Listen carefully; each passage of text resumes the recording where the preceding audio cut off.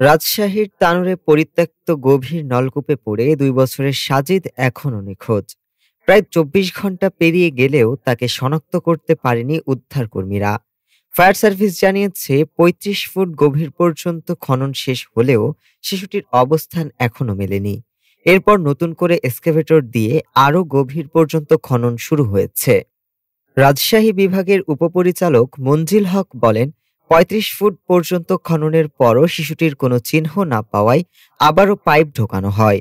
কিন্তু একটি নির্দিষ্ট গভীরতার পর তা আর নিচে নামেনি। পাইপের নিচে কি রয়েছে তা দেখতে সার্চ ভিশন লাইট পাঠানোর প্রস্তুতি চলছে। এজন্য পাইপের গোড়ায় থাকা পিলারের ভারসাম্য ঠিক রাখতে পুনরায় মাটি সরানো হচ্ছে। এর আগে উদ্ধারকর্মীরা খননকৃত গর্ত থেকে নলকূপের মধ্যে সুড়ঙ্গ তৈরির চেষ্টা করেন।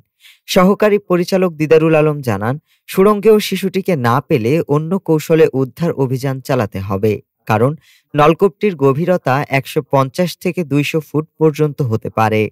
গতকাল দুপুরে বাড়ির পাশে বিলে মায়ের সঙ্গে যাওয়ার সময় নলকূপের গর্তে পড়ে যায় সাজিদ। স্থানীয়দের ব্যর্থ চেষ্টার পর ফায়ার সার্ভিস উদ্ধার অভিযান শুরু করে।